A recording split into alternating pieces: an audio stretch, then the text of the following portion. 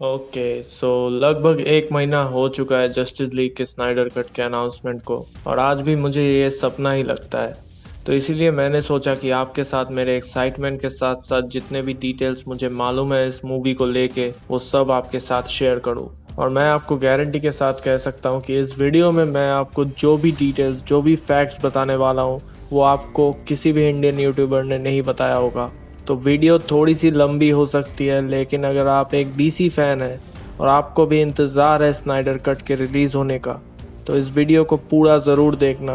And I can guarantee कि इन सारे facts को जानने के बाद आपकी एक्साइटमेंट का लेवल और भी ज़्यादा बढ़ जाएगा। So here is a road map for you कि मैं इस वीडियो में क्या क्या बोलने वाला हूँ, एंड जो भी टॉपिक्स आप देख रहे हैं स्क्रीन के ऊपर वो सारे मैं डिटेल में एक्सप्लेन करूँगा। सो स्टार्ट करते हैं सबसे बेसिक क्वेश्चन से, what is Snyder cut. So I guess कि आपको इसका आंसर पता है ऑलरेडी, लेकिन अगर किसी को इसका कोई भी आइडिया नहीं है कि स्नाइडर कट क्या है और पहली बार इसके बारे में कोई सुन रहा है, तो उनके लिए मैं बता दूं, जस्टिस लीग मूवी जो 2017 में आई थी उसके डायरेक्टर थे जैक स्नाइडर, लेकिन उनके डॉटर के सुइसाइड करने के वजह से उन्हें इस मूवी को छोड़ना पड़ा और काफ़ी सारे पोस्ट प्रोडक्शन का काम बाकी रह गया था। उस टाइम पे डीसी ने जॉस व्हीडन को हायर किया फिल्म को कंप्लीट करने के लिए, एंड देन जॉस व्हीडन ने पूरी मूवी ही बदल डाली। एंड रीसेंट इंटरव्यूज में जैक स्नाइडर ने बताया कि जो मूवी हमने थिएटर में देखा वो सिर्फ 25% ही जैक स्नाइडर का था, बाकी के सारे सीन्स जॉस व्हीडन ने रीशूट करके फिल्म में डाले थे, जैसे कि बैटमैन का बेफालतू में कॉमेडी करना, सुपरमैन का वियर्ड सा सीजीआई फेस, एंड एंडिंग को भी पूरा बदल दिया गया।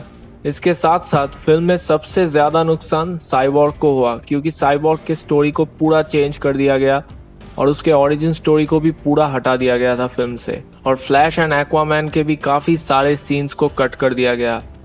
फिल्म में हमें फ्लैश के लव इंटरेस्ट आयरिस वेस्ट भी नजर आने वाली थी, और एक्वामैन भी फिल्म में मीरा के बजाय वल्को से एडवाइस लेने जाता, और एंड में मीरा एक्वामैन को बुलाने आती, जहां से एक्वामैन की कहानी को उसके फिल्म में कंटिन्यू किया जाता।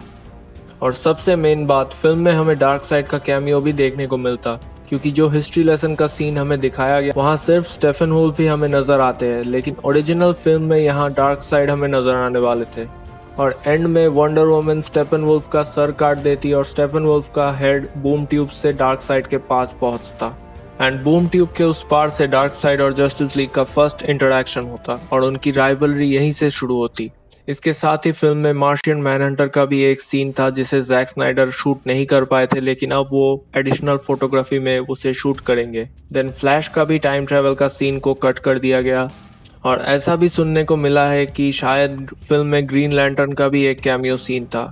इन सब के अलावा और भी बहुत सारे चेंजेस हमें स्नाइडर कट में देखने को मिलेंगे। एंड जो फिल्म थिएटर में आई थी वो सिर्फ 2 घंटे की थी, लेकिन स्नाइडर कट का रन टाइम 4 घंटा हो सकता है, या फिर इसे 6 पार्ट के मिनी सीरीज में रिलीज किया जा सकता है, ऐसा जैक स्नाइडर ने हॉलीवुड रिपोर्टर के साथ इंटरव्यू में बताया।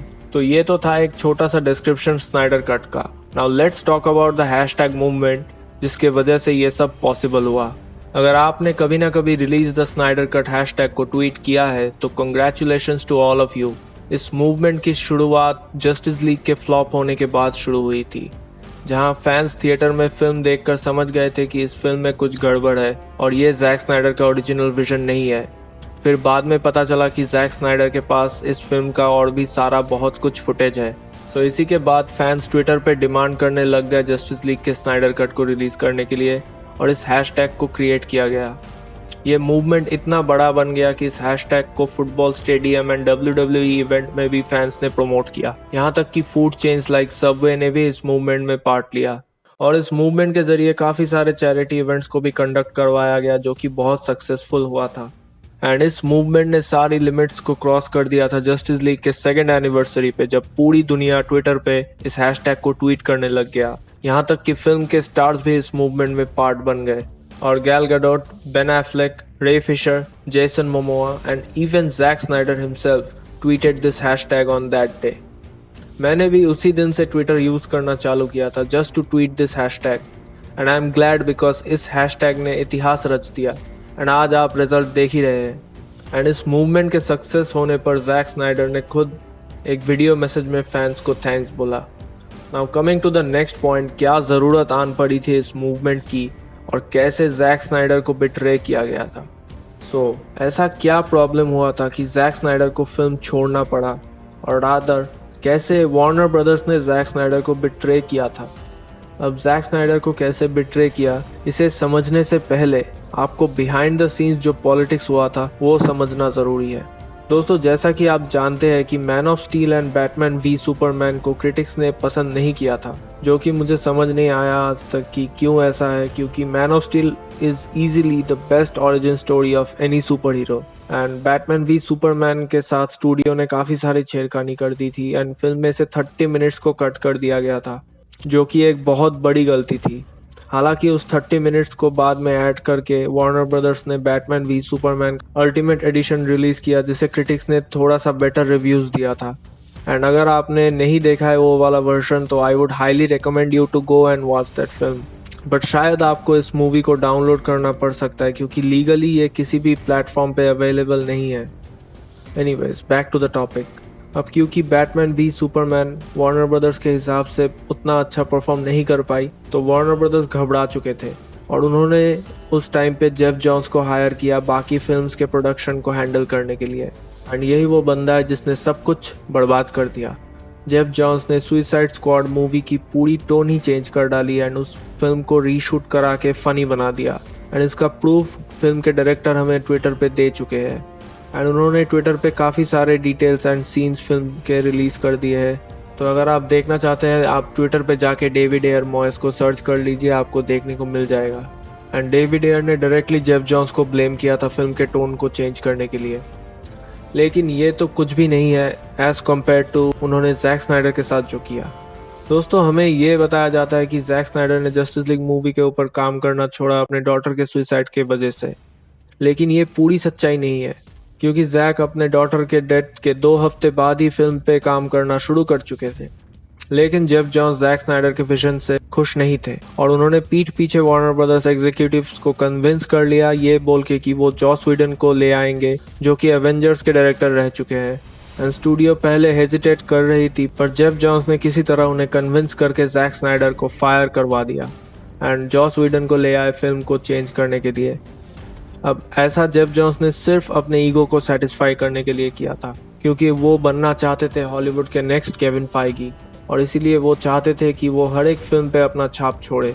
एंड इसमें इक्वली ब्लेम हम उस टाइम के वार्नर ब्रदर्स हेड केविन सुजिहारा को भी कर सकते हैं, जिन्होंने अपने प्रॉफिट के लिए फिल्म को डिले करना ज़रूरी नहीं समझा और स्ट्रिक्टली जॉस व्हीडन को ऑर्डर दिया कि फिल्म सिर्फ 2 घंटे की बननी चाहिए, ताकि फिल्म को ज़्यादा से ज़्यादा स्क्रीन पे चला के वो प्रॉफिट कमा सके। एंड फिल्म को डिले ना करने का रीज़न था उस टाइम AT&T का टाइम वार्नर को परचेज करने का इंटरेस्ट। केविन सुजिहारा डर गए थे कि अगर AT&T ने वार्नर ब्रदर्स को खरीद लिया तो उन्हें शायद वो जॉब से निकाल देंगे, तो जाने से पहले वो जितना प्रॉफिट बना सकते थे उन्होंने कोशिश की और सिर्फ अपने फ़ायदे के लिए फिल्म को 2 घंटे का बनाया।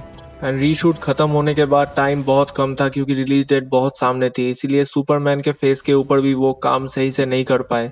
लेकिन थैंकफुली फिल्म बहुत ही बुरी तरह फ्लॉप हो चुकी थी एंड केविन सुजिहारा और जेफ जॉन्स दोनों की ही जॉब चली गई थी। नाउ जब AT&T की बात आ ही गई है, so let's talk about the historical by out, जिसके ऊपर किसी ने उतना ध्यान नहीं दिया। जैसा कि आप जानते हैं, डिज्नी ने फॉक्स को खरीद के मार्वल के सारे कैरेक्टर्स के राइट अपने पास कर लिए, एंड ठीक उससे कुछ दिनों बाद एक मर्जर हुआ जिसको लेके किसी ने उतना ध्यान नहीं दिया, जो था AT&T एंड टाइम वार्नर्स का मर्जर। जी हाँ दोस्तों, इतने सालों तक टाइम वार्नर के पास DC के सारे राइट्स थे, लेकिन इस बाई आउट के बाद सबका मालिक AT&T है अब। एंड AT&T ने परचेस होने के साथ ही ज़्यादा कुछ चेंजेस नहीं किया था, बट धीरे धीरे उनको भी वार्नर ब्रदर्स की गलतियों का एहसास होने लगा, जब वार्नर ब्रदर्स के स्टूपिड डिसीजंस के वजह से उनको बहुत लॉस सहना पड़ा। और इसका क्लासिक एग्जाम्पल है वार्नर ब्रदर्स का डिसीजन शज़ैम को कैप्टन मार्वल और एवेंजर्स एंड गेम के बीच में रिलीज करने का, जिससे कि शज़ैम ने उतने अच्छे से बॉक्स ऑफिस पे बिजनेस नहीं कर पाया। अगर इसी फिल्म को हॉलीडे सीजन पे रिलीज करते वो लोग, तो अच्छा बिजनेस कर लेती। और 2 बड़ी मार्वल मूवीज के बीच में इस फिल्म को रिलीज करना बहुत बड़ी बेवकूफ़ी थी। लेकिन लिमिट तब क्रॉस हुई जब जोकर ने 1 बिलियन के ऊपर से कमा लिया। अब आप में से बहुतों को ये नहीं पता है कि जोकर को लेके वार्नर ब्रदर्स उतना कॉन्फिडेंट नहीं थी, एंड इसीलिए उन्होंने लायंस गेट और एक और कंपनी को इसमें इन्वेस्ट करवाया था, ताकि अगर जोकर फ्लॉप हो जाए तो उसका लॉस वार्नर ब्रदर्स को अकेले ना झेलना पड़े।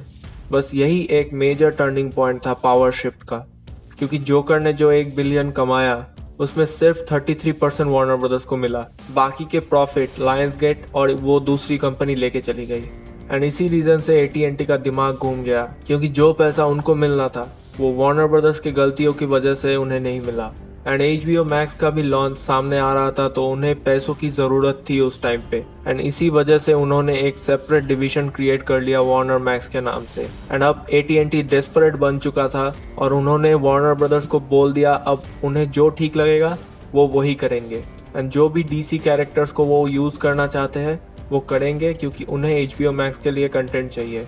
And HBO max is the reason Snyder cut is releasing, क्योंकि जब सारे लोग release the Snyder cut hashtag को ट्वीट कर रहे थे, उसके साथ वो HBO मैक्स एंड AT&T को भी टैग कर रहे थे। एंड यही से AT&T को पता चला स्नाइडर कट के बारे में और उन्हें बहुत बड़ी अपॉर्चुनिटी नजर आई, क्योंकि public was demanding for a content. And इसे रिलीज करने से HBO मैक्स का गुडविल एंड फ्री पब्लिसिटी भी बहुत ज़्यादा होने वाला था, जो कि अब रियल में हो ही रहा है। अब जो बात मैं आपको बताने वाला हूँ, आई कैन गारंटी कि आप इन बातों को सुन के हैरान हो जाएंगे। दोस्तों, स्नाइडर कट को रिलीज करने का प्लान बहुत पहले से बन गया था और उसके बहुत से हिंट्स हमें मिल गए थे, लेकिन हम उन हिंट्स को समझ नहीं सके। जब जस्टिस लीग के 2nd एनिवर्सरी पे release the Snyder cut movement में फिल्म के स्टार्स भी ट्वीट करने लगे, तभी मुझे डाउट हुआ था कि कुछ तो गड़बड़ है, वरना ये स्टार्स कैसे इस हैशटैग को प्रमोट कर रहे हैं। पर अब सब कुछ साफ हो गया है, क्योंकि इसकी परमिशन AT&T ने उन स्टार्स को दिया था, ना कि वार्नर ब्रदर्स ने, क्योंकि वो देखना चाहते थे कि फैंस कितना एक्साइटेड है इस फिल्म को लेके। एंड दिसंबर में जैक स्नाइडर ने अपने सोशल मीडिया पे एक हुडी का डिजाइन चैरिटी के लिए रिवील किया, जिसमें लिखा था जैक स्नाइडर्स जस्टिस लीग, और सब हीरोज के सिंबल उस हुडी में थे। इतना ही नहीं, जब किसी एक फैन ने जैक स्नाइडर से पूछा कि स्नाइडर कट में क्या सुपरमैन ब्लू सूट में हमें नजर आएंगे, तो उसका जवाब जैक स्नाइडर ने दिया कि in Zack Snyder's Justice League Superman will be in a black suit. बस इन कुछ पॉइंट से तभी सारे ब्लॉगर्स कंफर्म हो गए थे कि स्नाइडर कट आने वाला है, बस ऑफिशियली अनाउंस होना बाकी है। वरना जैक स्नाइडर इन सारे लोगों को और Zack Snyder's Justice League name ऐसा ट्रेडमार्क वाला नेम यूज नहीं कर पाते। एंड एक बहुत छोटा सा हिंट AT&T हमें दे चुके थे CW के एरोवर्स क्रॉसओवर मेन इवेंट में, और इस कैमियो के लिए कंपनी ने टीवी शो के प्रोड्यूसर को सामने से बोला था, और इस चीज को बहुत से लोगों ने इग्नोर कर दिया, ये सोच के कि ये सिर्फ एक कैमियो है, बस फैंस को खुश करने के लिए। बट ये एक हिंट था जैक स्नाइडर की वापसी का, क्योंकि एजरा मिलर ने जिस कॉस्ट्यूम में वो कैमियो किया था वो जैक स्नाइडर ने बनाया था। एंड अमेरिका में एक लॉ है कि फिक्शनल कैरेक्टर्स के राइट्स जिसने बनाया है उसे यूज करने के लिए उस क्रिएटर का परमिशन लेना जरूरी है। भले ही फ्लैश DC का प्रॉपर्टी है, लेकिन फिल्म के लिए जो कॉस्ट्यूम और लुक जैक स्नाइडर ने डिजाइन किया था वो यूनिकली जैक स्नाइडर का था, एंड उसको यूज करने के लिए कंपनी को परमिशन लेना जरूरी था। तो ऑलरेडी अनाउंसमेंट से पहले ही जैक स्नाइडर एंड AT&T ने हमें बहुत सारे हिंट्स दे दिए थे। एंड फाइनली फरवरी में जब जैक स्नाइडर ने AT&T, HBO max and Warner brothers executives को अपना फिल्म दिखा के एंड एपिसोडिक नेचर में भी फिल्म को रिलीज करने का आइडिया पिच किया, तो इससे सभी बहुत खुश थे और उन्होंने इस प्रोजेक्ट को ग्रीन लाइट कर दिया। एंड फाइनली इसकी अनाउंसमेंट 28 मई को जैक स्नाइडर ने अपने man of steel watch party पे लाइव आकर कर दिया। सो एक लास्ट पॉइंट के ऊपर बात करना बहुत जरूरी है, एंड दैट इज क्यों जस्टिस लीग का जो थिएट्रिकल वर्जन है उसका फ्लॉप होना कैसे हम फैंस के लिए एक ब्लेसिंग साबित हुआ है। अगर 2017 में जैक स्नाइडर इस फिल्म को रिलीज कर देते तो ये फिल्म जैक स्नाइडर ने ओरिजिनली जो प्लान किया था उससे बहुत अलग होता, क्योंकि जेफ जॉन्स ने इस फिल्म में फोर्सफुली कॉमेडी एलिमेंट्स डलवाए जैक स्नाइडर से और सुपरमैन के ब्लैक सूट के कंसेप्ट को भी रिमूव करवा दिया। सो अगर ये फिल्म उस टाइम पे रिलीज होती तो वो वर्जन हमें आधा अधूरा ही मिलने वाला था, क्योंकि वो जैक स्नाइडर का ओरिजिनल विजन नहीं था। क्योंकि जैक स्नाइडर ने 5 फिल्म आर्क क्रिएट किया था DCU में, जिसके पहले 3 आर्क में man of steel, Batman v Superman और जस्टिस लीग आता है, एंड लास्ट 2 आर्क में जस्टिस लीग 2 और 3 को रिलीज करने का प्लान था। लेकिन स्टूडियो ने फोर्स किया जैक को कि वो जस्टिस लीग को स्टैंड अलोन फिल्म के हिसाब से बनाए एंड फिल्म में कोई क्लिफ हैंगर ना रहे, एंड फ्यूचर फिल्म्स के प्लान को फिलहाल के लिए उन्होंने साइड में रख दिया। सो अब जब स्नाइडर कट रिलीज हो रहा है तो जैक वो सारे विजन को होपफुली डाल पाएंगे, जिसमें एक बात बिल्कुल कंफर्म है, एंड दैट इज सुपरमैन हमें इस फिल्म में ब्लैक सूट में नजर आएंगे। एंड कुछ और भी एलिमेंट्स स्नाइडर ऐड करने वाले हैं इस फिल्म में, ताकि हमें जैक स्नाइडर का ओरिजिनली जो प्लान्ड विजन था वो एज अ एंड प्रोडक्ट देखने को मिले। सो नेक्स्ट वीडियो में मैं जैक स्नाइडर का जो ओरिजिनल 5 फिल्म आर्क था उसे डिटेल में एक्सप्लेन करने वाला हूँ। तो अगर आप इंटरेस्टेड हैं तो नीचे कमेंट में यस टाइप करें। और अगर ये वीडियो पसंद आया और जितने भी फैक्ट्स मैंने आपको इस फिल्म के लेके बताए, अगर उससे आपको कुछ नई जानकारी मिली तो कमेंट्स में अपना फीडबैक ज़रूर देना और वीडियो को लाइक और चैनल को सब्सक्राइब करना बिल्कुल मत भूलना। एंड हो सके तो अपने दोस्तों के साथ इस वीडियो को शेयर ज़रूर करना ताकि उनको भी ये सारी बातें पता चल सके। तो बस आज के लिए इतना ही। Bye bye, take care.